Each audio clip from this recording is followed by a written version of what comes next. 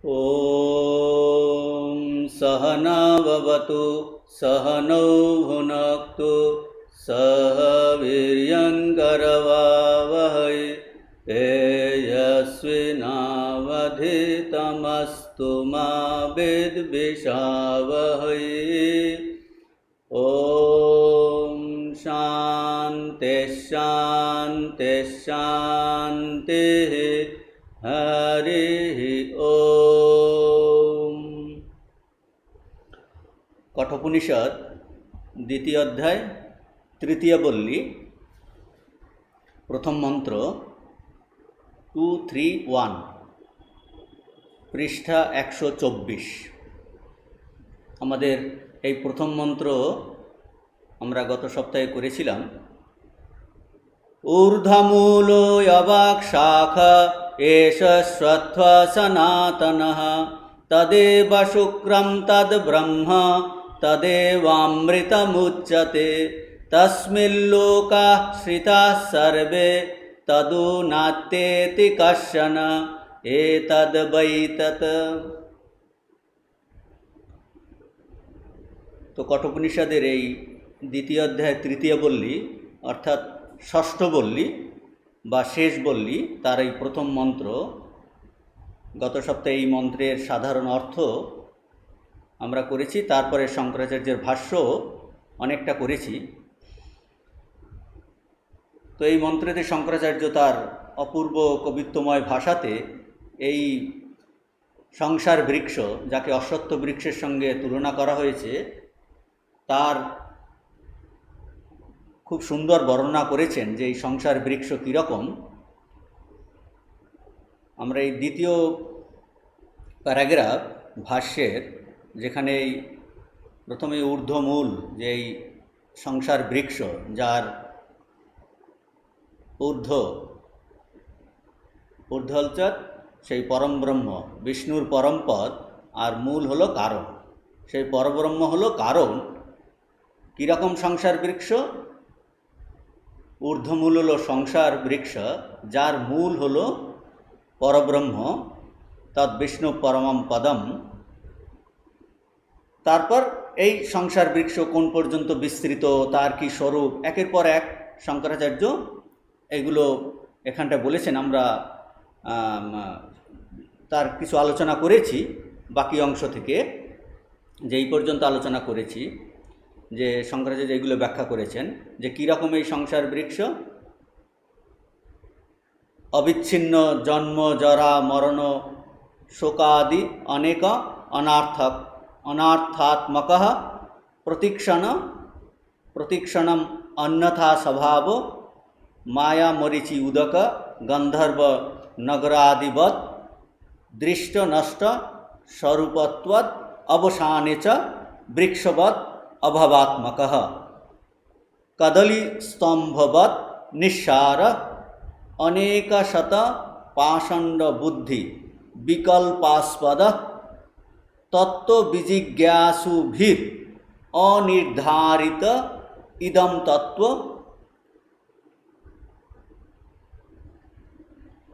वेदांत निर्धारित परब्रह्म मूलसार अविद्या काम कर्म अव्यक्त बीज प्रभाव अपर ब्रह्म विज्ञान क्रियाशक्ति द्वयात्मक हिरण्य गर्भांकुर सर्व प्राणी लिंग भेद स्कंध। এই সংসার বৃক্ষের বর্ণনা করছেন। আমরা এই পর্যন্ত গত ক্লাসে করেছি যে তাহলে কি কি বর্ণনা করলেন শঙ্করাচার্য। এই সংসার বৃক্ষের মূল বলেছেন, মূল হলো সেই পরব্রহ্ম। মূলের পরে তারপরে সংসার বৃক্ষের যে তার স্বরূপ কি, এগুলো ব্যাখ্যা করার পরে তারপর বলেছেন সংসার বৃক্ষের বীজ, এই যে অবিদ্যা কাম কর্ম অব্যক্ত বীজ প্রভাব, যে অব্যক্ত বীজ থেকে এই যে সংসার বৃক্ষ এর উৎপত্তি হয়েছে। তার মধ্যে তিনটে কম্পোনেন্ট আছে, অবিদ্যা কাম কর্ম। শ্রী রামকৃষ্ণ যেমন বলেছেন, মা সৃষ্টির বীজ সব লুকিয়ে রাখে, পরবর্তীকালে সেখান থেকেই সৃষ্টি তৈরি হয়। এই যে অবিদ্যা কাম কর্ম অব্যক্ত বীজ প্রভাব, এটাও গত ক্লাসে আলোচনা হয়েছে। তারপরে বলছেন সংসার বৃক্ষের অঙ্কুর, তাহলে মূল হলো, বীজ হলো, তারপরে বলছেন সংসার বৃক্ষের অঙ্কুর। অঙ্কুর কি? অপর ব্রহ্ম বিজ্ঞান ক্রিয়াশক্তি দয়াত্মক হিরণ্য গর্ভাঙ্কুর। অব্যক্ত বীজ থেকে যে অঙ্কুর তাকে বলা হচ্ছে অপরব্রহ্ম। আর অপরব্রহ্মের মধ্যে কি আছে বলছে, এতে সৃষ্টি করার শক্তি আছে। এই তাকে বলছেন যে হিরণ্যগর্ভ। জ্ঞান শক্তি ও ক্রিয়াশক্তি দয়াত্মক, হিরণ্যগর্ভই এই সংসার বীজের অঙ্কুর স্বরূপ। সংসার বীজ হলো অব্যক্ত, অব্যক্ত থেকে অঙ্কুর হলো, অঙ্কুরের নাম কি? অপরব্রহ্ম বা হিরণ্যগর্ভ। হিরণ্যগর্ভের মধ্যে কি আছে বলছে, দুটো শক্তি আছে, জ্ঞান শক্তি আর ক্রিয়াশক্তি। এই জ্ঞান শক্তি ও ক্রিয়াশক্তির দয়াত্মক হিরণ্যগর্ভই সংসার বৃক্ষের অঙ্কুর স্বরূপ। আর এই হিরণ্যগর্ভের অপর নাম ব্রহ্মা বা প্রথম শরীরী। এই বিজ্ঞান শক্তি মানে এর সর্বজ্ঞত্ব আছে এবং ক্রিয়াশক্তি সর্বশক্তিমত্ত আছে, কেননা তিনি সব সৃষ্টি করছেন। অতএব হিরণ্যগর্ভ হলো ওই দুই শক্তির সমন্বিত রূপ। এই হিরণ্যগর্ভকেও অপর ব্রহ্ম বলে। ইনি হলেন সূক্ষ্ম সমষ্টি শরীর, হলো হিরণ্যগর্ভের শরীর। সূক্ষ্ম সমষ্টি শরীর হলো হিরণ্যগর্ভের শরীর। আর কারণ কি হলো? ওই অব্যক্ত বীজ কারণ। অনেক সময় তাকে ঈশ্বরও বলা হয়, ঈশ্বরের মায়া শক্তি। তারপরে এই সংসার বৃক্ষের কাণ্ডটা কি? অশ্বত্থ বৃক্ষে যেমন কাণ্ড থাকে, সংসার বৃক্ষের কাণ্ড কি? কাণ্ড বলেছেন যে সর্ব প্রাণী লিঙ্গ ভেদ স্কন্ধ। সর্বপ্রাণী লিঙ্গ ভেদ স্কন্ধ বলছেন সংসার বৃক্ষের কাণ্ড কি? সমস্ত প্রাণীর বিভিন্ন সূক্ষ্ম শরীর হলো এই সংসার বৃক্ষের কাণ্ডস্বরূপ, স্কন্ধ। হিরণ্যগর্ভ হলো সমষ্টি সূক্ষ্ম শরীর, আর তা থেকে এই সমস্ত বেষ্টি সূক্ষ্ম শরীর এসেছে। তাহলে স্কন্ধ কি? সর্বপ্রাণী লিঙ্গ ভেদ স্কন্ধ। লিঙ্গ ভেদ স্কন্ধ মানে এই বিবিধ সূক্ষ্ম দেহ, সূক্ষ্ম শরীর। তা কোথা থেকে এসেছে? হিরণ্যগর্ভ হলো সমষ্টি সূক্ষ্ম শরীর, সেখান থেকেই এই বেষ্টি সব সূক্ষ্ম শরীর এরা এসেছে। এই বেদান্ত মতে যে তিন প্রকার দেহের কথা বলা হয়, স্থূল দেহ, সূক্ষ্ম দেহ আর কারণ দেহ। তো আমাদের যেই যে হস্তপদাদিযুক্ত যে দৃশ্যমান, এ হলো স্থূল দেহ, একে অন্নময় কোষও বলা হয়। আর যে সূক্ষ্ম দেহের অবয়ব কি আছে? সপ্তদশ অবয়ব বিশিষ্ট সূক্ষ্ম শরীর, 5 জ্ঞানেন্দ্রিয়, 5 কর্মেন্দ্রিয়, 5 পঞ্চপ্রাণ আর মন ও বুদ্ধি, এই 17টা নিয়ে এই সপ্তদশ পদার্থে সূক্ষ্ম শরীর। আর এর আর একটা নাম হলো লিঙ্গ শরীর। যে মানুষের পরিচয় চিহ্ন কি? এই সূক্ষ্ম শরীরের দ্বারাই একজন মানুষের পরিচয় হয়। বাইরের স্থূল শরীর কিছুই নয়, যার দ্বারা প্রকৃত পরিচয় এই লিঙ্গ মানে চিহ্ন, এর দ্বারাই পরিচয়। সেই জন্য বলছে লিঙ্গ শরীর। এই সূক্ষ্ম শরীরেই জীবের প্রধানত ভোগ হয়। আর কারণ শরীর কি? যে অজ্ঞানের বশে এই ব্রহ্মেরও জীব ভাব হয়েছে, এরকম ভাবা হয়, সেই অজ্ঞানের নাম হলো কারণ শরীর। তাহলে এখানে এই সংসার বৃক্ষের যে কাণ্ডটা কি হলো? যে সর্বপ্রাণীর এই বিভিন্ন সূক্ষ্ম শরীর হলো এই সংসার বৃক্ষের কাণ্ডস্বরূপ, অর্থাৎ স্কন্ধ। সর্বপ্রাণী লিঙ্গভেদ স্কন্ধ। এরপরে আসছে সংসার বৃক্ষের যে জল সেচন। বলছেন সংসার বৃক্ষেতে যে আমরা জল দিই, সেই রকম সংসার বৃক্ষের জল সিঞ্চন কি করে হচ্ছে? পরের অংশ আমরা পড়ছি, তত্তৎ তৃষ্ণা জলাশেক উদ্ভূত দর্পঃ। বলছেন যে এই যে ভোগতৃষ্ণা রূপ, মানে রূপ রসাদির এই যে বিষয়, এই বিষয়ের ভোগতৃষ্ণা রূপ সেই জলসেচন। তত্তৎ মানে সেই জলসেচন, মানে রূপের রূপ হলো বিষয়, সেই জলসেচ রূপের দিকে যে আকর্ষণ সেটা হলো জলসেচন। বলছে ভোগতৃষ্ণা রূপ সেই জলসেচনের দ্বারা এই সংসার বৃক্ষ বর্ধিত হয়ে তেজস্বী হয়ে ওঠে, মানে ইহা বৃদ্ধি পেয়ে বিশালত্ব প্রাপ্ত হয়। এই দর্প মানে উদ্ভূত দর্প মানে এই বেড়ে যাওয়া, বিশালত্ব প্রাপ্ত হওয়া।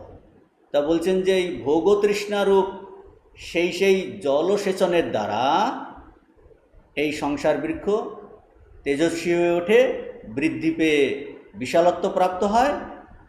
সংসার বৃক্ষ এত বিশাল ও বিস্তীর্ণ তার কারণেই হলো আমরা পোষণ করি। কিভাবে পোষণ করি আমরা এই সংসার বৃক্ষ কীভাবে পোষণ করি? বলছে তৃষ্ণা জলা সেকো। তৃষ্ণা মানে এই কামনা বাসনা, ভোগ তৃষ্ণাকে, এই কামনা বাসনাকে জলসিঞ্চনের সঙ্গে তুলনা করা হয়েছে। ভোগ তৃষ্ণাকে কামনা বা জলসিঞ্চনের সঙ্গে তুলনা করা হয়েছে। বৃক্ষে যেমন আমরা জল দেই, সেরকম এই সংসার বৃক্ষের জলসিঞ্চন হলো বিভিন্ন ভোগের বাসনা। ভোগের বাসনাই হলো জলসিঞ্চন। বাসনা পূরণের জন্য আমরা কর্ম করতে চাই, তাতে পাপ ও পুণ্য হয়, এবং পুণ্য পাপের জন্য আরও এইরকম সেই ফল ভোগ করার জন্য আরও জন্ম, আবার মৃত্যু। এভাবে এই সংসার বৃক্ষ বৃদ্ধিপ্রাপ্ত হয়, বিশালত্ব প্রাপ্ত হয়। বলা হয় যে ভগবান এই সংসার বৃক্ষ সৃষ্টি করেন, আর আমরা তাতে এই জল দিয়ে বৃদ্ধি করি, এই জল দিয়ে আমরা বৃদ্ধি করি। সেই জন্য বলছেন তত্তৎ তৃষ্ণা জলসেক উদ্ভূত দর্প। এই ভোগতৃষ্ণারূপ এই জল সেচনের দ্বারা এটা কিন্তু এই বৃদ্ধি পেয়ে বিশালত্ব হচ্ছে। এটাকে বলছে সংসার বৃক্ষে জলসিঞ্চন। এরপর বলবেন প্রবাল আর অঙ্কুর। বুদ্ধি ইন্দ্রিয় বিষয় প্রবাল অঙ্কুর। ভাষ্যের পরবর্তীতে আছে বুদ্ধি ইন্দ্রিয় বিষয় প্রবাল অঙ্কুর। বুদ্ধি ইন্দ্রিয় মানে এই জ্ঞান ইন্দ্রিয়।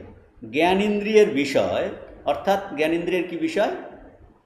শব্দ স্পর্শ রূপাদি, এই যে পাঁচটা বিষয় জ্ঞান ইন্দ্রিয়ের বিষয়, অর্থাৎ শব্দ স্পর্শাদি রূপাদি হলো ইহার এই নূতন পল্লবের অঙ্কুর স্বরূপ। প্রবাল অঙ্কুর, প্রবাল অঙ্কুর। ভগবান গীতাতে বলেছেন গুণ প্রবৃদ্ধা বিষয় প্রবালাহা। গুণ প্রবৃদ্ধা বিষয় মানে শব্দস্পর্শ প্রভৃতি এই যে বিষয় নূতন পল্লবের মতো, যা কিনা এই প্রধান শাখা থেকে অঙ্কুরিত হয়ে থাকে। অনেক সময় প্রবালকে বলা হয়, প্রবাল মানে এই শাখার অগ্রভাগ, যা থেকে ডাল বেরোয়, তাকে বলা হয় প্রবাল। আর অঙ্কুরটা কি? অঙ্কুর হলো ওই প্রবাল থেকে উদ্ভূত কচি ডাল। তাহলে প্রবাল হলো শাখার অগ্রভাগ, যা থেকে ডাল বেরোবে, আর অঙ্কুর হলো ওই প্রবাল থেকে অর্থাৎ শাখার অগ্রভাগ থেকে উদ্গত কচি ডাল। অর্থাৎ প্রবালাঙ্কুর মানে এই বৃক্ষের জন্য গৌণ শাখা। গৌণ শাখা প্রবালাঙ্কুর মানে বৃক্ষের গৌণ শাখা। তাহলে শব্দাদি বিষয় থেকে যে রাগদেশ উৎপন্ন হয়, সেই রাগদেশ থেকে আবার কর্ম উৎপন্ন হয়, তো সেখানে আবার কর্ম উৎপন্ন হয়। এই জন্য বলছে বিষয় ইন্দ্রিয়, এই জ্ঞান ইন্দ্রিয়ের বিষয়, শব্দ স্পর্শ রূপরসাদি হলো জ্ঞান ইন্দ্রিয়ের বিষয়। সেটা থেকে ইহারা নূতন পল্লবের মতো অঙ্কুর স্বরূপ। এই বিষয়গুলো হলো নূতন পল্লবের অঙ্কুর স্বরূপ।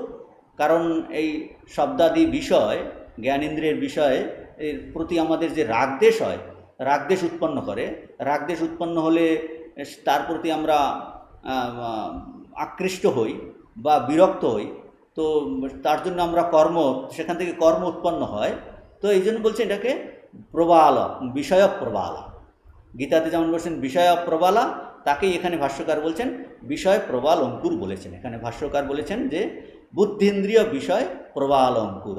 বুদ্ধিন্দ্রিয় মানে জ্ঞান ইন্দ্রিয়ের শব্দাদি বিষয়, এগুলো যেন এই প্রবাল অঙ্কুরের মতো, প্রবাল আর অঙ্কুরের মতো।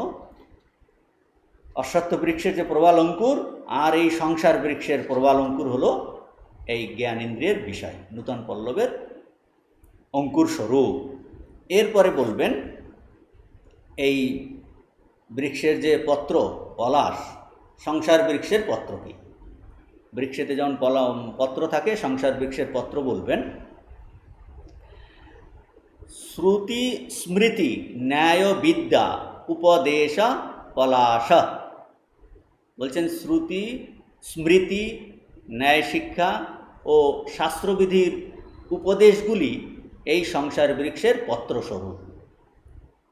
তাহলে আগে কি কি বলেছেন? সংসার বৃক্ষের মূল বলেছেন, বীজ বলেছেন, স্কন্ধ বলেছেন, গৌণ শাখার কথা বলা হয়েছে, এখন বৃক্ষের এই পাতার কথা বলছেন। ভগবান গীতাতে বলছেন ছন্দাংশি যস্য পর্ণানি, অর্থাৎ ভগবান বেদ সমূহকে এই পত্রের সঙ্গে তুলনা করেন। কিন্তু শঙ্করাচার্য বর্তমান মন্ত্রের ভাষ্যে এই সংসার বৃক্ষের পত্রের মধ্যে অনেক শাস্ত্রকে গ্রহণ করেছেন। এরা কি? শ্রুতি, প্রথমে বেদকে গ্রহণ করেছেন, তারপরে স্মৃতি, স্মৃতির মধ্যে অনেক কিছু এসে যাবে। স্মৃতির মধ্যে আমাদের ব্রহ্মসূত্র, গীতা, পুরাণ, রামায়ণ, মহাভারত, তর্কশাস্ত্র, মন্বাদি স্মৃতিশাস্ত্র সমস্ত এই স্মৃতির মধ্যে এসে যাবে। এবং সর্ব বেদাঙ্গ, শিক্ষা, কল্প, ব্যাকরণম, নিরুক্তম, ছন্দ, জ্যোতিষ সমস্ত এইগুলো স্মৃতির মধ্যে এসে যাবে। বলছেন এই যাবতীয় বিদ্যার, তারপরে হলো ন্যায়, এই যাবতীয় বিদ্যার উপদেশ হলো সংসার বৃক্ষের পত্রস্বরূপ। পাতা যেমন এই বায়ু গ্রহণ আর সূর্যালোক গ্রহণ করে বৃক্ষকে রক্ষা করে, বৃক্ষকে রক্ষা করতে সহায়তা করে, সেই রকম এই শাস্ত্রবিদ্যা সংসার বৃক্ষকে রক্ষা করতে সহায়তা করে। তাহলে শ্রুতি হলো প্রথম এই সংসার রক্ষণকারী। সংসারের বর্ণনা এখানে দুভাবে করা হয়েছে, দেখা যাচ্ছে যে রক্ষণীয় রূপে আর নাশনীয় রূপে। যে স্থিতি, এর রক্ষা কীরকম হবে বলছেন এই শ্রুতি স্মৃতি ন্যায় বিদ্যা উপদেশ ও পলাশ, এরা হলো রক্ষণীয় রূপে, আর আরেকটা আছে নাশনীয় রূপে। বলা যেতে পারে সংসার অংশত রক্ষণীয় আর অংশত নাশনীয়। মানে রক্ষণীয় কীরকম? এই যে শাস্ত্র বলা হচ্ছে, শ্রুতি স্মৃতি ন্যায় বিদ্যা উপদেশ, এই হলো রক্ষণীয় রূপ। এরা আসলে পরে এই সংসারকে নাশ করতে সহায়তা করবে, কেননা এই সব শাস্ত্রতেই তো প্রকৃত সত্যের কথা বলা আছে। এখান থেকেই মানুষের কোনটা ঠিক কোনটা বেঠিক, বিবেক অবিবেক জ্ঞান হয়। ভগবান গীতাতে বলেছেন তস্মাৎ শাস্ত্রম প্রমাণন্তে কার্যাকার্য ব্যবস্থিত। মানে একদিকে শাস্ত্র হলো রক্ষণীয় রূপ, অথচ সেই শাস্ত্র থেকেই আমরা এই আমাদের জীবন, এই জগৎ সংসার, তার এই প্রকৃত স্বরূপ কি, ভগবান আছেন এর পশ্চাতে, এই জ্ঞান কিন্তু সেখান থেকেই পাই, এবং তখন আমরা এখান থেকে অনাসক্ত হই। তার মানে একদিকে এই শাস্ত্র যেমন এই সংসার বৃক্ষকে রক্ষা করছে, অন্যদিকে এর থেকে জ্ঞান প্রাপ্ত হয়ে মানুষ কিন্তু সেই সংসার বৃক্ষকে নাশও করতে পারবে। সেই জন্য একদিকে একে বলা যায় রক্ষণীয় রূপ, পরে এটা নাশে কাজে আসবে। আর এই বেদাদি শাস্ত্র এগুলো হলো সেই পরিষ্কৃত পত্রবিশেষ, দিব্য পত্র। অতএব রক্ষক হবার জন্য এটা কিন্তু ছেদনীয় নয়। এই ভগবান এই বেদকে অবলম্বন করেই এই জগৎ সংসার সৃষ্টি করেন, স্থিতি করেন, প্রলয় করেন। এই বেদের মাধ্যমেই আমরা সমস্ত মানবীয় সব কর্তব্যের আমাদের জ্ঞান হয়। সামাজিক রীতিনীতি এগুলো ওই বেদের কর্মকাণ্ড থেকেই এসেছে। আর জ্ঞানকাণ্ড কী করছে? বেদের জ্ঞানকাণ্ড এই অনাদি সত্যের কথা বর্ণনা করছে, যেগুলো ইটারনাল ট্রুথ। তো ওই বেদের দুই ভাগে, একটা আছে যেটা পরিবর্তন হয় কর্মকাণ্ড, আর একটা হলো যার কোনো পরিবর্তন নাই জ্ঞানকাণ্ডে, সে অনাদি সত্যের কথা বলছে। আর অন্যান্য সমস্ত যে স্মৃতি গ্রন্থ, তা কিন্তু এই শ্রুতিকে ভিত্তি করেই নির্মিত হয়েছে, কিন্তু নির্মিত হয়েছে। শ্রুতিতে অনেক জিনিস এই সামান্য রূপে মানুষের সমস্ত কর্তব্য রীতিনীতি বর্ণনা করা আছে, আর স্মৃতিতে বিশেষ করে দেশকাল পাত্র অনুযায়ী স্মৃতিতে তার বর্ণনা করা আছে। শ্রুতি স্মৃতির পরে সংসার রক্ষণের এই ন্যায় বিদ্যার দ্বারা হবে, এই মীমাংসা শাস্ত্রের ন্যায়, এই সমস্তই এই বেদার্থ নির্ণয় এবং বেদাঙ্গসমূহ এই বেদের অর্থ নির্ণয়ে কিন্তু সহায়ক হয়। এই সমস্ত শাস্ত্র সংসার বৃক্ষের পাতার সমান, সংসার রক্ষণকারী, স্থিতিকালে এরাই রক্ষা করে। যে এই যে কীভাবে মানুষ তার আচার আচরণ হবে, কীভাবে সমস্ত কিন্তু এর থেকে পাওয়া যায়, সেই জন্য বলছে সংসার রক্ষণকারী। এরপরে বলবেন বৃক্ষের পুষ্প, সুন্দর পুষ্প। পুষ্প কি? যজ্ঞ দান তপ আদি অনেক ক্রিয়া সুপুষ্প। যজ্ঞ দান তপস্যা প্রভৃতি বিবিধ এই শাস্ত্রীয় ক্রিয়া সংসার বৃক্ষের সুন্দর পুষ্পস্বরূপ। এই সৎকর্মের মধ্যে মুখ্য এই 3 কর্মের মান্যতা দেওয়া হয়েছে। সেটা কি? যজ্ঞ, দান এবং তপস্যা। ভগবান গীতাতে বলেছেন যে যজ্ঞ দান তপঃ কর্ম না ত্যাজ্যম কার্যমেব তৎ। যজ্ঞ দানম তপস্যৈব পাবনানি মনীষিণাম। যজ্ঞ দান ও তপস্যারূপ কর্ম ত্যাজ্য নয়, পরন্তু অবশ্য করণীয়। কারণ এসব কর্ম ফলাকাঙ্ক্ষা শূন্য মনীষীগণের চিত্তশুদ্ধির কারণ। আমাদের যে কোনো বৃক্ষেতে পুষ্পে ভরে গেলে যেমন চারদিক সুগন্ধে ভরে যায়, সেই রকম সংসার বৃক্ষের সুগন্ধ কি? এই যজ্ঞ দান ও তপস্যাদিরূপ কর্মর দ্বারা এই তার সুগন্ধ হয়। তাই এরা এই সুখদায়ী সুপুষ্পের সঙ্গে তুলনা করা হয়েছে। যজ্ঞ দান তপ আদি অনেক ক্রিয়া, বিবিধ ক্রিয়া হলো সুপুষ্প। তারপর বলছেন এই বৃক্ষের পুষ্পের রস কি, বা বৃক্ষের রসটা কি? নানা রস, তার কথা বলবেন। সুখ দুঃখ বেদনা অনেক রস। সুখ দুঃখ বেদনা অনেক রস, যে সমস্ত জীবগণের যে সুখ দুঃখের অনুভব হলো এই সংসার বৃক্ষের নানা রস। জীবসমূহের যত শারীরিক আর মানসিক তাদের যে সুখ আর দুঃখ ব্যথা, এই সবই এই সংসার বৃক্ষের পুষ্পের রসস্বরূপ, বা সাধারণভাবে বলা যায় বৃক্ষের রস। বৃক্ষের রসের কথা বলছেন। এরপরে ফল কি? ফল বলবেন। ফল কি? প্রাণী উপজীব্য অনন্ত ফল।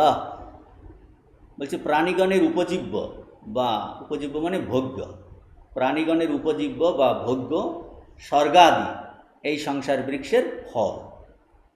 এই সমস্ত প্রাণীদের অনন্ত প্রকারের ফলপ্রাপ্তি হয়।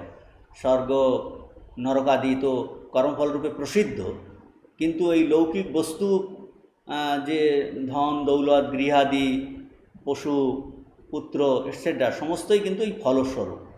মানে ইহলোকের যে সমস্ত ভোগ্যবস্তুর প্রাপ্তি হয় বা পরলোকে ভোগ্যবস্তুর প্রাপ্তি হয়, সবই হলো এই প্রাণী উপজীব্য অনন্ত ফল। প্রাণীগণের ভোগ্য এই স্বর্গাদি এই সংসার বৃক্ষের ফল। এরপরে বলবেন সংসার বৃক্ষের অবান্তর মূল, মানে দৃঢ়বদ্ধ ঝুরি হলো অবান্তর মূল। যে বটগাছ থেকে যে ঝুরি বেরোয়, এখানটায় কি আছে তার কথা এখন বলবেন। তৎ তৃষ্ণা সলিল অবশেক প্ররুর জটিলীকৃত দৃঢ়বদ্ধ মূল। বলছেন সেই কর্মফলের জন্য যে জীব যে কর্ম করছে, কর্মফলের জন্য যে তৃষ্ণা, সেই ফলতৃষ্ণারূপ জলসেচন। কর্মফলের যে ফলতৃষ্ণারূপ তৃষ্ণা, ফলতৃষ্ণারূপ জলসেচনের নিমিত্ত উৎপন্ন কি? অবান্তর মূলসমূহ গভীরে প্রথিত ও পরস্পর মিশ্রিত হয়ে এই সংসার বৃক্ষকে দৃঢ়মূল করে তুলেছে। বলছেন তৎ তৃষ্ণা সলিল, ফলতৃষ্ণারূপ যে জলসেচন। এখন আমরা যদি বটগাছের ক্ষেত্রে দেখি, বটগাছে যেমন জলসেচনের দ্বারা যেমন বটগাছের আসল মূল ছাড়া শাখা থেকে যে ভিন্ন ভিন্ন মূল মানে ঝুরি উৎপন্ন হয়ে সেইগুলো মাটিতে প্রথিত হয়। প্রধান মূল ছাড়া যে শাখা থেকে যে ভিন্ন ভিন্ন মূল বা ঝুরি উৎপন্ন হয়ে সেটা গিয়ে নিচে গিয়ে মাটিতে প্রথিত হচ্ছে এবং প্রথিত হয়ে দৃঢ়বদ্ধ হয়ে যায়। সেই রকম বলছেন, সেই রকম কর্মফলের যে কর্মফলটা হলো তৃষ্ণারূপ জলসেচনের দ্বারা, সেইরূপ কর্মফলের তৃষ্ণারূপ জলসেচনের দ্বারা কর্মবাসনা, ভোগবাসনা প্রভৃতি অঙ্কুরিত হয়ে কি হচ্ছে, প্রভৃতি অঙ্কুরিত হয়ে এই সাত্ত্বিক, রাজসিক, তামসিক ভাবের কর্ম ও বাসনা সকল একদম মিলেমিশে সংসার বৃক্ষের অন্যান্য এই মূলরূপে, মানে অবান্তর মূলরূপে দৃঢ়বদ্ধ হয়ে সংসারকে যেন আরও দৃঢ় করে তোলে। বলছে দৃঢ়বদ্ধ ঝুরি অবান্তর মূল, এটা হলো অবান্তর মূল। সেই অবান্তর মূলটা হলো তৃষ্ণা সলিল অবশেক প্রুর জটিলীকৃত দৃঢ়বদ্ধ মূল। মানে কর্মফলের জন্য যে তৃষ্ণা, সেই তৃষ্ণাটা হলো জলসেচন, তার থেকে উৎপন্ন যে অবান্তর মূল গভীরে প্রথিত হয়ে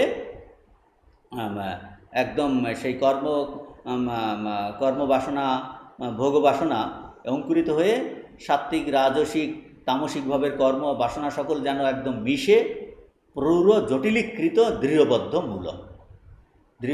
মূল, যে সংসারের অন্যান্য মূল রূপে, অবান্তর মূল রূপে এটা দৃঢ়বদ্ধ হয়ে সংসারকে আরও দৃঢ় করে দেয়, দৃঢ়বদ্ধ মূল আরও।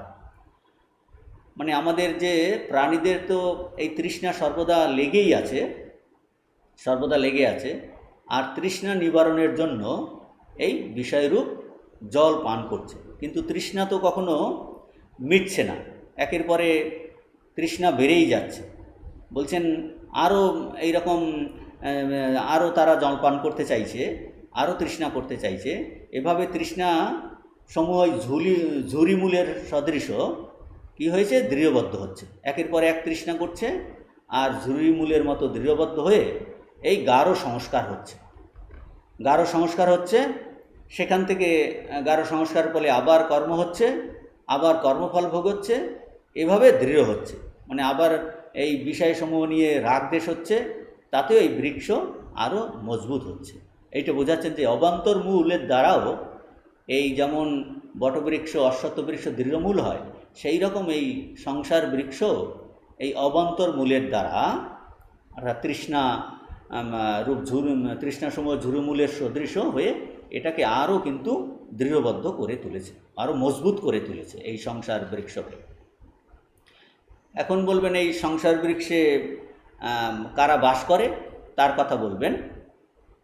সংসার বৃক্ষের যে বৃক্ষের পাখি, বাসিন্দা কারা, তার কথা এখন শঙ্করাচার্য বলছেন। সপ্তনামাদি সপ্তলোক ব্রহ্মাদিভূত পক্ষী কৃত নীর। এই বৃক্ষের পাখি বা বাসিন্দাদের কথা বলছেন। এই সংসার বৃক্ষে সত্তাদি নামক, অর্থাৎ ভুব, স্ব, মহ, জন, তপ ও সত্য, এই যে প্রভৃতি নামক যে সপ্তলোক আছে, সেই সব লোকে ব্রহ্মা থেকে শুরু করে অন্যান্য সব প্রাণীরা পক্ষীর ন্যায় বাসা নির্মাণ করেছে। বাসা নির্মাণ করতে, আচ্ছা, বৃক্ষে যেমন পাখিরা বাসা করে থাকে, সংসার বৃক্ষ এইরকম সপ্ত লোক আছে, তাতে যারা বাস করে তাদের এই পাখির সঙ্গে তুলনা করা হয়েছে। কারা বাস করে বলছে, ব্রহ্মা থেকে শুরু করে ব্রহ্মা, বিষ্ণু, যত অবতার, ইন্দ্র, বরুণ, অসুর, রাক্ষস, মানুষ, অন্যান্য যত কোটি কোটি জীব এই সংসার বৃক্ষের নীড়ে পক্ষীর ন্যায় কিন্তু এখানে বাস করছে। তাহলে সেটা বলছেন এই যে লোকসমূহে ব্রহ্মাদিভূত পক্ষীকৃত নীর, তারা বাসা করে এখানে কিন্তু থাকছে। আর এই পাখিরা কী করছে, পাখিদের যেমন কলরব, অশ্বত্থ বৃক্ষে এত পাখি তারা বাস করছে আর কিচিরমিচির করছে, বলছে এই সংসারেও এইরকম প্রচুর কলরব হচ্ছে। শঙ্করাচার্য আরও এখন খুব সুন্দর এখানটায় বলছেন যে এই পাখির কলরবটা কীরকম, সংসার বৃক্ষে ওই রকম কলরব হচ্ছে, তা এখন বলছেন। প্রাণী সুখ দুঃখ উদ্ভূত, হর্ষ শোক জাত, নৃত্য গীত বাদিত্র, শৈলিতা স্ফোটিত, হসিত আক্রুষ্ট, রুদিত, হা হা, মুঞ্চ মুঞ্চ ইত্যাদি অনেক শব্দকৃত তুমুলীভূত মহারব। মানে পাখিগুলি যেমন গাছে বসে কিচিরমিচির কলরব করে, এই সংসার বৃক্ষেও সংসার নিবাসীগণের অবিশ্রান্ত কলরব হচ্ছে, তার বর্ণনা করছেন শঙ্করাচার্য এখানে। কীরকম বলছেন, প্রাণীগণের সুখ দুঃখ উদ্ভূত, প্রাণীগণের সুখজনিত হর্ষ, সুখ আর কি দুঃখজনিত শোক, সুখ দুঃখ উদ্ভূত হর্ষ শোক, তাহলে প্রাণীগণের সুখজনিত হর্ষ আর দুঃখজনিত শোক থেকে কি হচ্ছে, শোক থেকে উৎপন্ন নাচ গান বাজনা খেলা, তারপরে বলছেন যে শেলিত মানে খেলা, স্ফটিত, স্ফটিত মানে এই বাহুতারণের শব্দ, মল্লগণের বাহুতারণের শব্দ, স্ফটিত, হসিত হাসি, আক্রুষ্ট মানে ভৎসনা, রুদিত কান্নাকাটি, আর কীরকম করছে, হায় হায়, ছাড়ো ছাড়ো, ছাড়ো ছাড়ো, আমি আর পারছি না বলে চিৎকার করছে, ইত্যাদি অনেক প্রকার শব্দ মিলিয়ে তুমুল এক মহাকোলাহল এই সংসার রূপ বৃক্ষে গুঞ্জরিত হচ্ছে। বলছে এত এই সংসারে এত শব্দ হচ্ছে, বৃক্ষের পাখিরা যেমন কিচিরমিচির করে এক মহাকলরব হচ্ছে, সেই রকম এই যে চতুর্দশ ভুবনে, সপ্তভুবন বলুন আর চতুর্দশ ভুবনেই বলুন, যে এখানে এই কোটি কোটি জীবের এত এই সুখ দুঃখ থেকে যেসব হর্ষ দুঃখজনিত, তারপর এই তারা নাচ গান বাজনা খেলাধুলা, বাহুতারণের শব্দ, হাসি ভৎসনা কান্নাকাটি, হায় হায়, ছাড়ো ছাড়ো, আমি পারছি না, আমার কষ্ট হচ্ছে, চিৎকার চেঁচামেচি সব মিলে এক মহাকলরব, এটা হলো পাখির কলরব। শঙ্করাচার্য বলছেন এই রকম মহাকলহল এই সংসার বৃক্ষে গুঞ্জরিত হচ্ছে। এখন বলছেন এই সংসার বৃক্ষের কি বাইরের যে কোনো বৃক্ষকে যেমন কুঠার দ্বারা কাটা যায়, এই সংসার বৃক্ষ কি উচ্ছেদ করা যায়? বলছেন হ্যাঁ, এটা উচ্ছেদ হয়। কি কিসের দ্বারা উচ্ছেদ হবে এখন সেটা বলছেন। বেদান্ত বিহিত ব্রহ্মাত্ম দর্শনাসঙ্গ শাস্ত্রকৃত উচ্ছেদ। এই সংসার বৃক্ষ উৎপাদিত হবে কি করে, এই প্রশ্নের উত্তরে বলছেন ব্রহ্মের সঙ্গে আত্মার অভেদ জ্ঞান যা এই বেদান্ত শাস্ত্রে উপদিষ্ট হয়েছে, সেই জ্ঞানরূপ অসঙ্গ বা অনাসক্তিময় শস্ত্র দ্বারাই এই সংসার বৃক্ষের উচ্ছেদ করা যায়, সংসার বৃক্ষের উচ্ছেদ করা যায়। গীতাতে ভগবান বলছেন যে অসঙ্গ শস্ত্রেণ দৃঢ়েণ সিত্বা, অসঙ্গ অর্থাৎ অনাসক্তি রূপ শস্ত্রের দ্বারা একে কাটা যায়। বলছেন বেদান্ত শাস্ত্রে যে এই সংসার বৃক্ষের ছেদন কিভাবে হবে, এই বেদান্ত বিহিত বলছেন প্রত্যেক আত্মাই ব্রহ্ম, এইরূপ জ্ঞানরূপ ও অসঙ্গ শস্ত্রের দ্বারা একে উন্মূলিত করা যায়। মানে আমার ক্ষেত্রে এই জ্ঞান যখন হয়ে যায় যে কোনো মুমুক্ষু, তখন তার ক্ষেত্রে আর এই সংসার বৃক্ষের অস্তিত্ব থাকে না।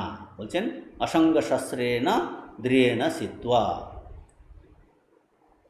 যে ব্রহ্ম আর আত্মা, ব্রহ্মাত্মৈক বোধ, এই ব্রহ্মাত্মক বোধ হলেই তার আর এই সংসার বৃক্ষ তার ক্ষেত্রে উচ্ছেদ হয়ে যায়। তারপর বলছেন যে এই যে বৃক্ষেতে যেমন বায়ু বৃক্ষকে আন্দোলিত করে, সেখানে বায়ুটা কি, এখানে বায়ুর কথাও বলছেন।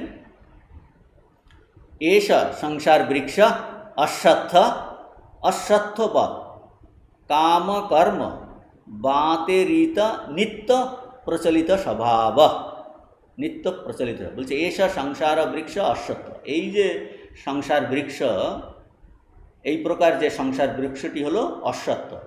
অশ্বত্থের অর্থ আমরা আগে করেছি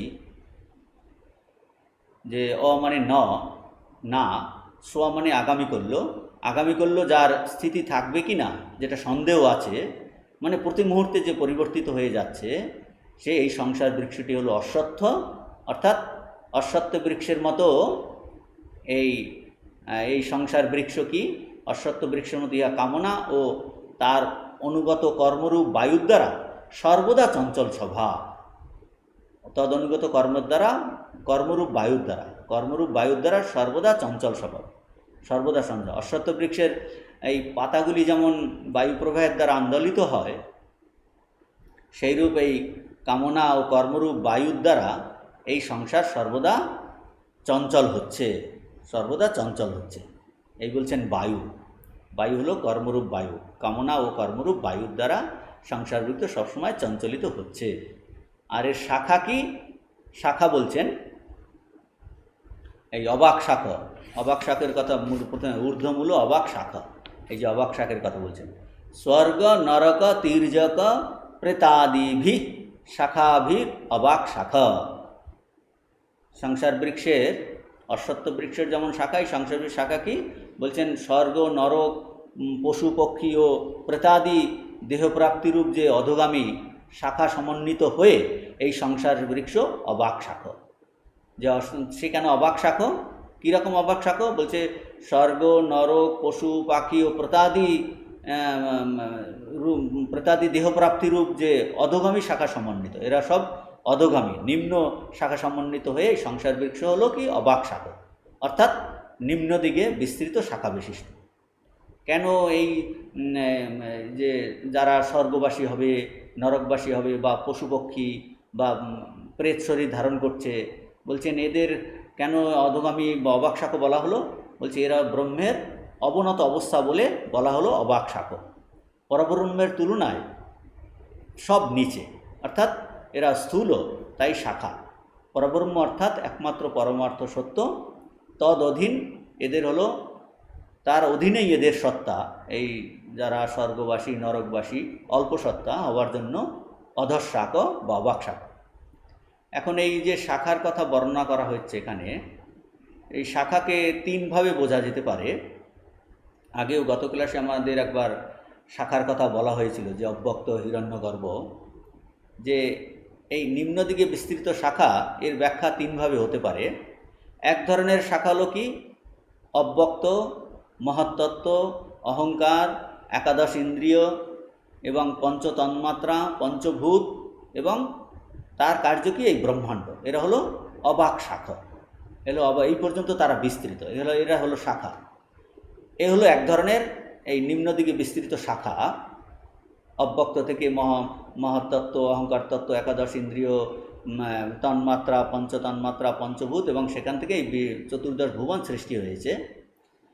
আর এই যে লোকসমূহ নিয়ে আর একটা হলো অবাক শাখা।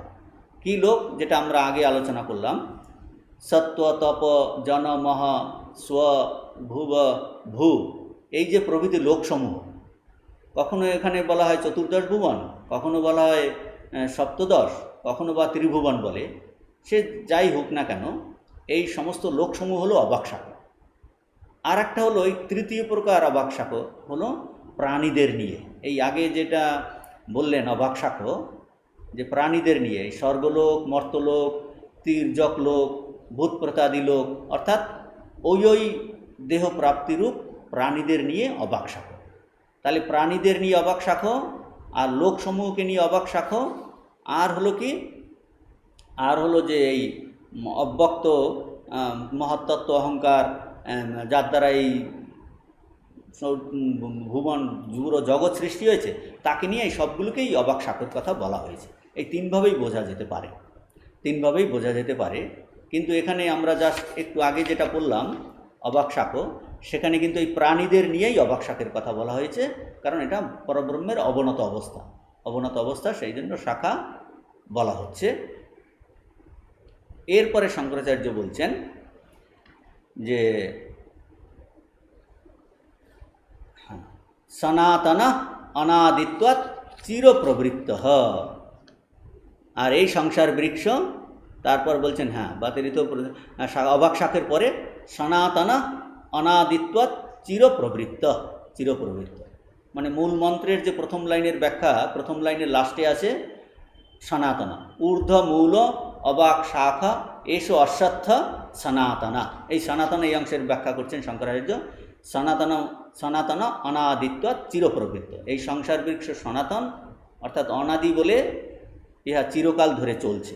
মানে এর আরম্ভ বা শুরু কোথায়, আদি কেউ জানে না, সেই দৃষ্টিতে সনাতন মানে প্রবাহকারে নিত্য, এ চলছে এই গঙ্গার প্রবাহের মতো। অব্যক্ত থেকে এই ব্যক্তরূপ হচ্ছে, আবার সব অব্যক্তে ফিরে যাচ্ছে, কাজেই এর আদি অন্ত নির্দেশ করা যায় না। সংসার বৃক্ষ হলো এই অশ্বত্থ বৃক্ষের মতো। অশ্বত্থ বৃক্ষ যেমন বীজ দেয়, বীজ থেকে আবার বৃক্ষ, বৃক্ষ থেকে আবার বীজ, তার থেকে আবার বৃক্ষ, বলা যায় না যে বৃক্ষ আগে কিংবা বীজ আগে। অতএব এই সংসার বৃক্ষ এইরকম প্রভারূপে নিত্য, অব্যক্ত থেকে এসেছে।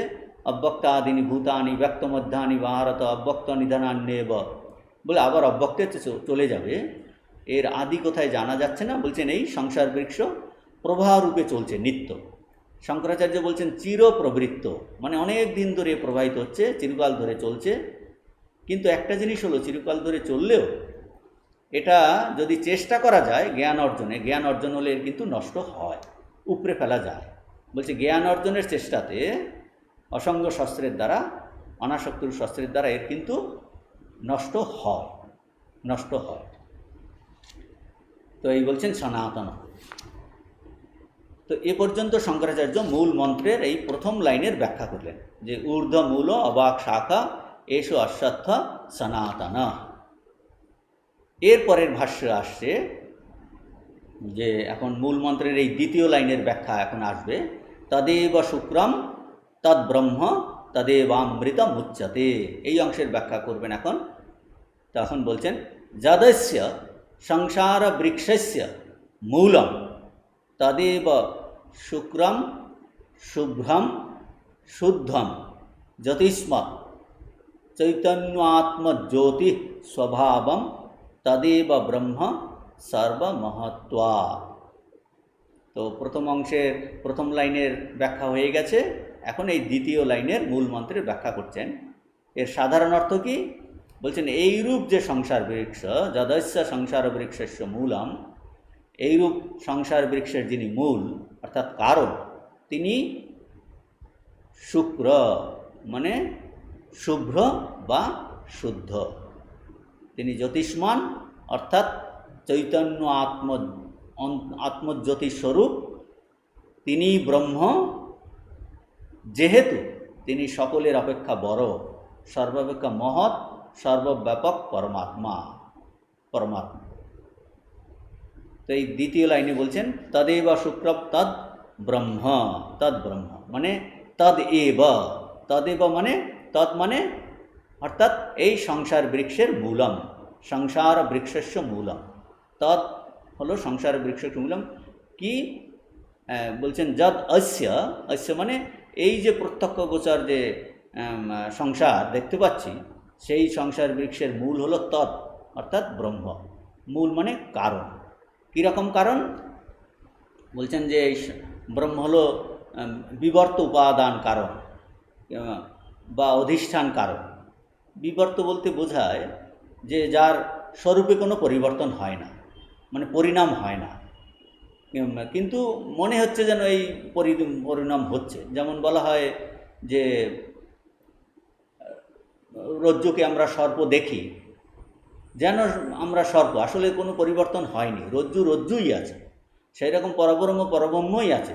কিন্তু সেখান থেকে এই যে জগৎ, এখানে আমরা যেন এই জগতে পরিবর্তন, এইগুলো আমরা দেখতে পাচ্ছি। এটাকে বলছেন বিবর্ত উপাদান কারণ, যে তার স্বরূপের কোনো পরিবর্তন হয়নি, রজ্জুর স্বরূপের কোনো পরিবর্তন হয়নি, কিন্তু ভ্রান্তিতে আমরা এই সর্পের মতো দেখছি। যেমন মরুভূমিতে জল দেখা যায়, যে সেখানে কিন্তু কোনো জল নেই, সেই জল বালিকে কিন্তু ভেজায়নি, কিন্তু জল দেখছি, মানে প্রকৃত মরুভূমি তো মরুভূমিই আছে, বালি বালিই আছে, কিন্তু দেখার সময় আমাদের ভ্রান্তি হচ্ছে। এটাকে বলে বিবর্ত অধিষ্ঠান কারণ, বিবর্ত অধিষ্ঠান কারণ। আর একটা বলে যে পরিণামী উপাদান কারণ।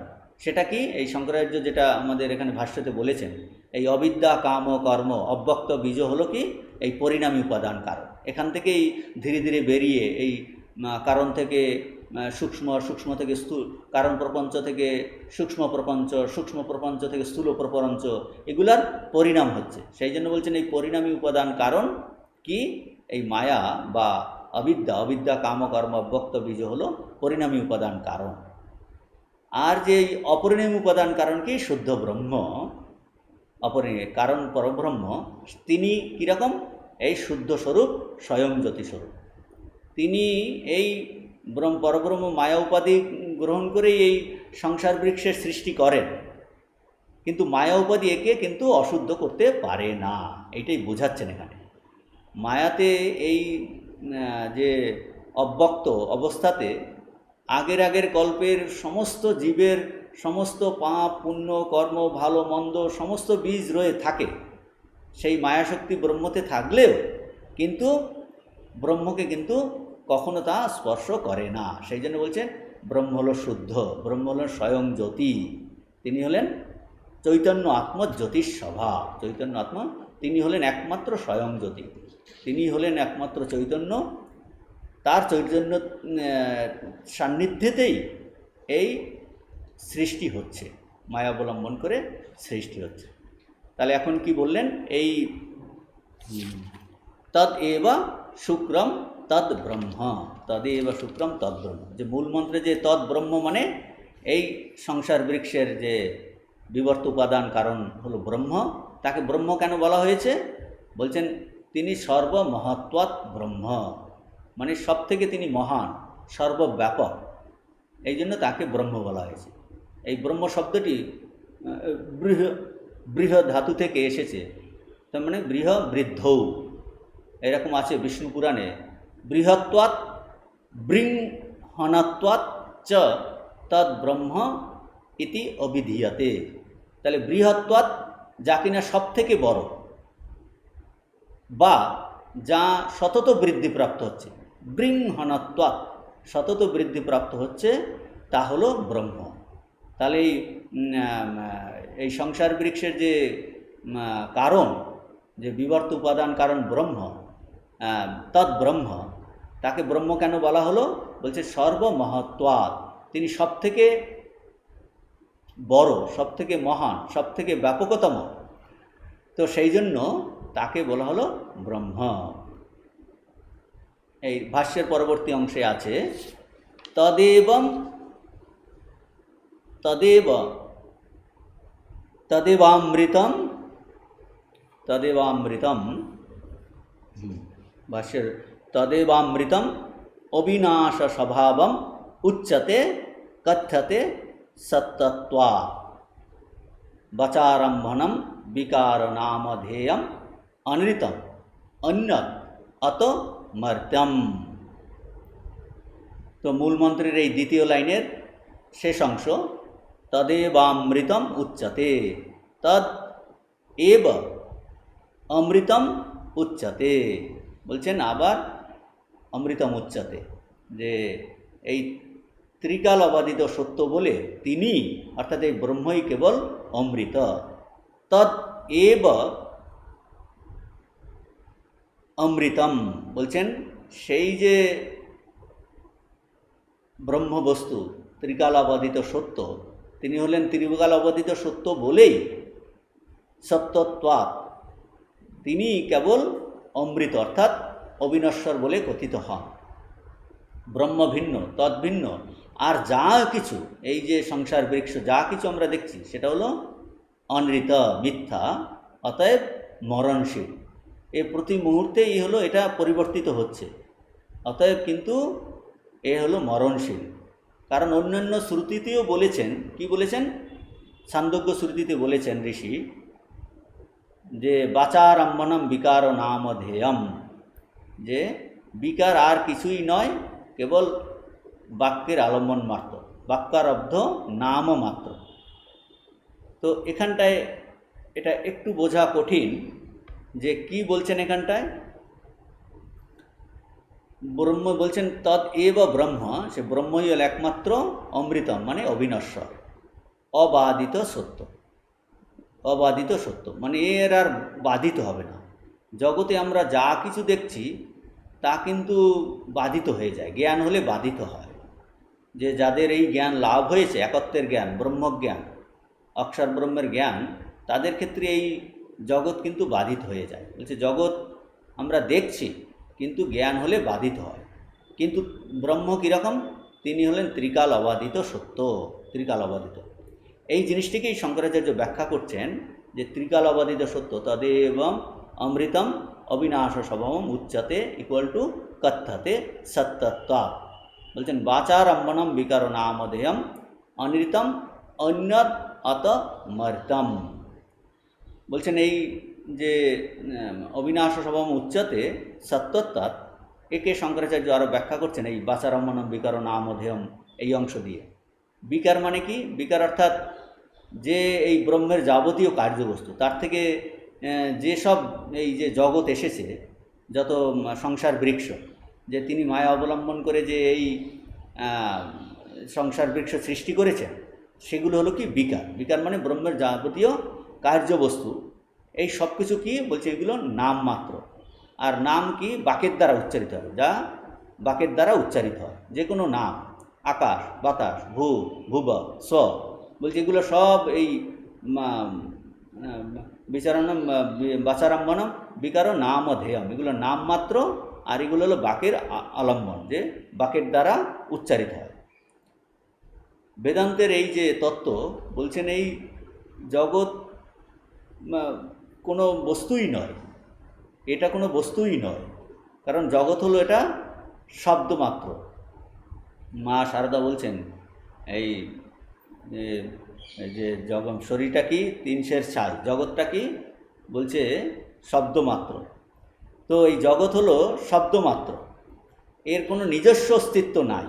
মানে আমরা যা কিছুর অস্তিত্ব অনুভব করছি, এই তা আসলে ব্রহ্মেরই অস্তিত্ব। আমরা বলছি এই যে টেবিল আছে, চেয়ার আছে, বলছি অস্তিত্ব হলো তারই একমাত্র, তিনিই একমাত্র আছেন, তিনিই অস্তিস্বরূপ। এগুলো হলো তার উপরে এই তার ছায়া মাত্র।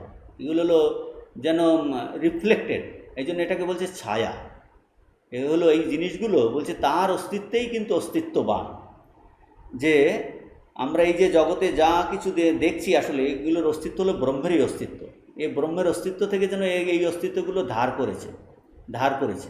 মানে আমরা বলছে আমরা যা কিছু দেখছি, বলছে সবই ব্রহ্মের অস্তিত্ব, তার অস্তিত্বেই এগুলো সব অস্তিত্ববান। জগতের সব অস্তিত্ব, সব কিছু আছে বলে মনে হচ্ছে, কিন্তু এগুলো হলো ব্রহ্মের অস্তিত্বই, এগুলো সব অস্তিত্ববান। যা কিছু দেখছি এগুলো বাইরে সব নামরূপ। সেই জন্য বলছেন অনিরিত, মিথ্যা। অন্যত অনৃতম, বলছেন অন্যত অনৃতম, অন্য সব মিথ্যা, অর্থাৎ ব্রহ্ম ভিন্ন অন্য সব মিথ্যা। যে এর অন্যত অনৃতম অত মর্তম, অন্য সব মিথ্যা অতএব মরণশীল। মানে এইগুলো সব পরিবর্তন হচ্ছে এ ব্রহ্মের সত্তাতে সত্তাবান। ব্রহ্মের, ঠাকুর যেমন বলছেন যে একের পিছনে যদি শূন্য দেওয়া যায়, তখনই তার ভ্যালু হয়। সেই এক বস্তু হলো ব্রহ্মবস্তু। আর এই যা কিছু আমরা জগৎ দেখছি, চতুর্দশ ভুবন, যা এই আকাশ বাতাস যাবতীয় যা, বলছেন এর পিছনে এইগুলো শূন্যের মতো। ওই এক আছে বলেই এদের অস্তিত্ব আছে। যেমন ঠাকুর আরও উদাহরণ দিয়েছেন যে বাচ্চারা দেখে যে গরম যে হাঁড়িতে আলু পটল যখন উনুনে দেওয়া হয়, আলু পটল লাফায়। তো বলছে আলু পটল লাফাচ্ছে, আসলে আলু পটল তো আর নিজেরা লাফাতে পারে না, তার পিছনে আগুন আছে।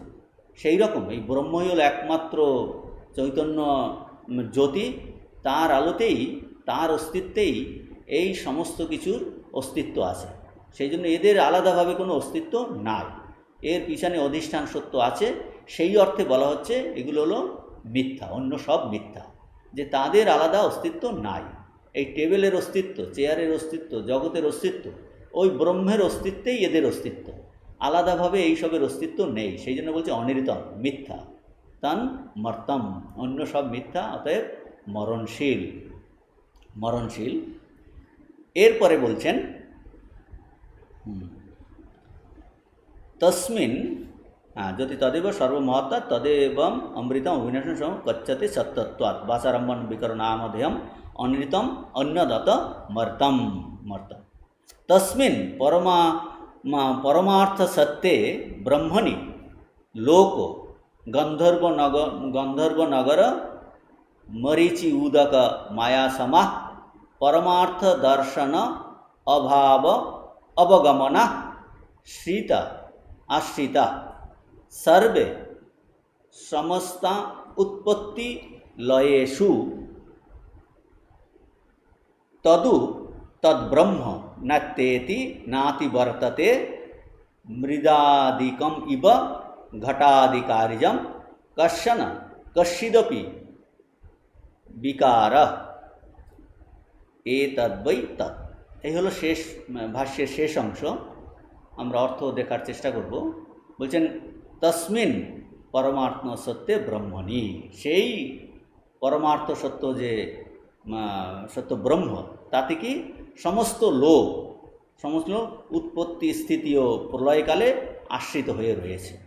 কিন্তু পরমার্থ আত্মবস্তুর জ্ঞানে এই গন্ধর্বনগর মরীচি উদক ও বাজিগরের বাজির তুল্য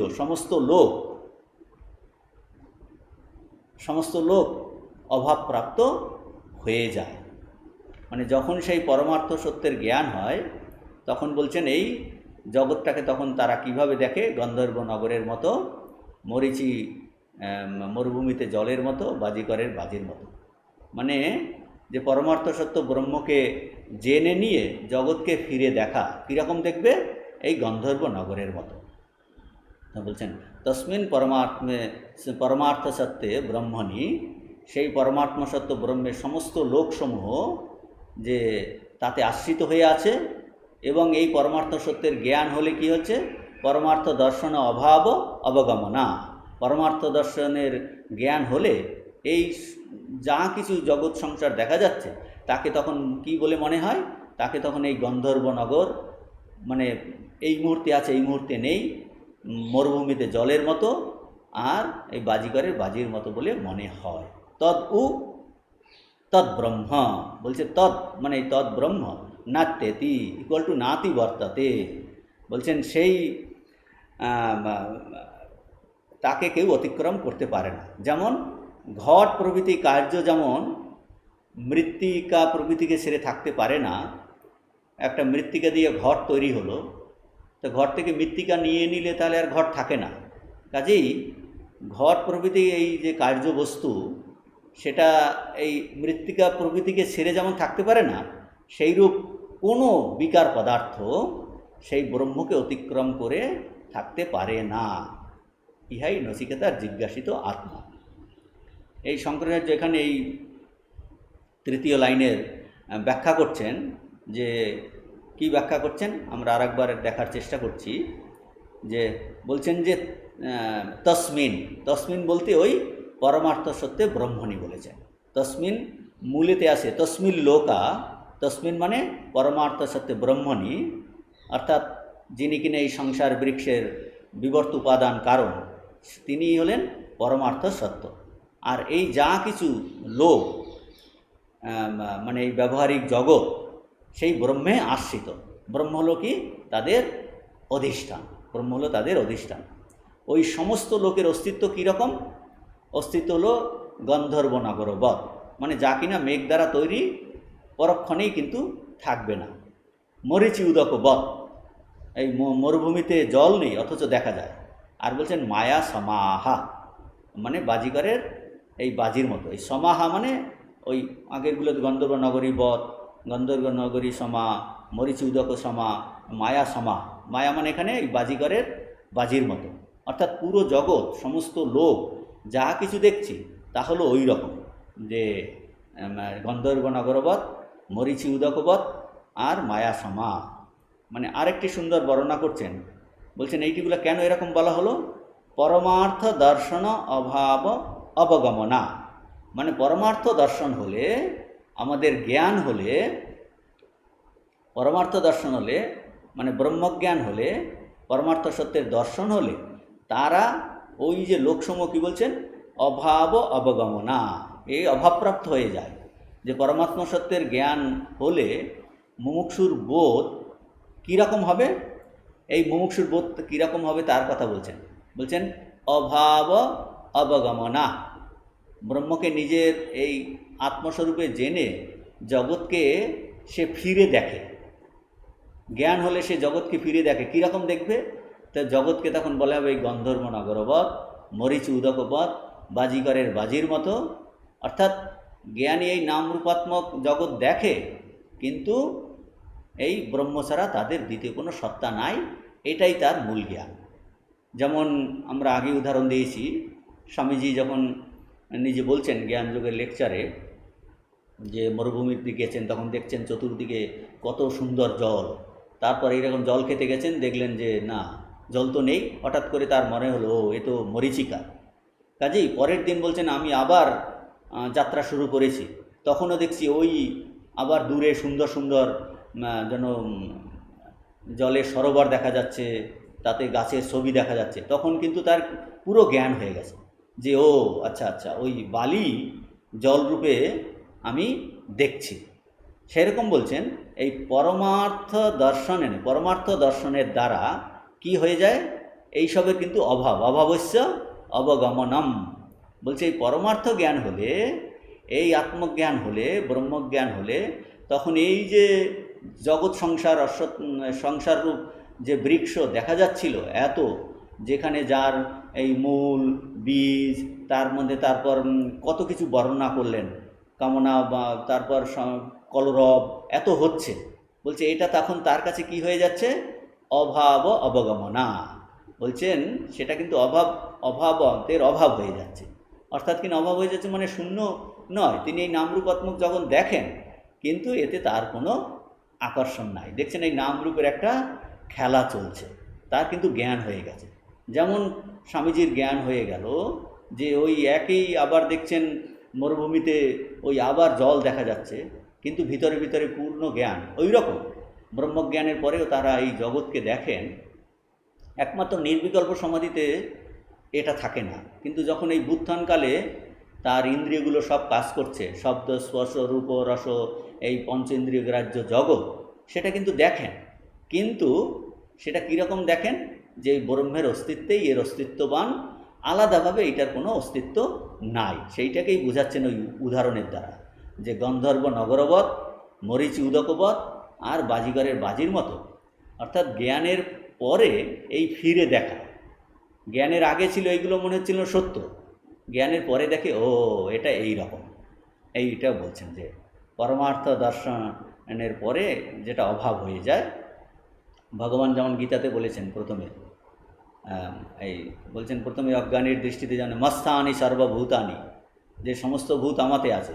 কিন্তু তারপরেই জ্ঞানের আরও নেক্সট স্টেপ বলছেন নচ মস্তানি ভূতানি, আমাদের এইসব ভূত কিছুই নেই। এক বলছেন মস্তানি ভূতানি, অর্থাৎ কিনা তিনি মায়া অবলম্বন করে এইসব সমস্তই করছেন, সমস্ত কিছুই করছেন, কিন্তু তারপরে বলছেন নচ মস্তানি ভূতানি। বলছেন এই সর্বে লোকা, সমস্ত লোকসমূহ তাদের উৎপত্তি স্থিতি প্রলয়কারে এই পরমার্থ ব্রহ্মে আরোপিত হয়ে আছে। তদু নাত্যেতি কর্ষণা, সেই যে তদ্ব্রহ্ম, সেই ব্রহ্মকে কেউ কিন্তু অতিক্রম করতে পারে না। এই সৃষ্টিতে এমন কিছু নেই যা কিন্তু এই ব্রহ্মকে অতিক্রম করে অবস্থান করবে, এমন কিছু কিন্তু নেই। এই সেই ব্রহ্মই হলো নচিকেতার জিজ্ঞাসিত আত্মা। এই বল্লিতে এসে যে এই আত্মতত্ত্ব অত্যন্ত সূক্ষ্ম, বোঝা কঠিন, সেখানে আবার অন্যভাবে এই সংসার বৃক্ষের বর্ণনা করা হচ্ছে, যে এই কার্য থেকে কারণের অনুমান করা হচ্ছে, যে তুল অবধারণে নৈব মূল অবধারণম। তুল মানে কার্য, তার সম্যক জ্ঞানের দ্বারাই যে কারণের মহিমা জানা, সেটা বলছেন আমরা এই বিশাল জগতের, এর যে এত কমপ্লেক্স জগৎ, এর মূলে কিন্তু আছে সেই পরব্রহ্ম, সেই হলো মূল। সেই জন্য এই সংসারকে বলা হয় ঊর্ধ্বমূল, যার মূল হলো কারণ হলো পরব্রহ্ম, ঊর্ধ্বমূল আর অবাক শাখা। এসো অশ্বত্থ, একে অশ্বত্থ বিশ্বের সঙ্গে তুলনা করা হয়েছে।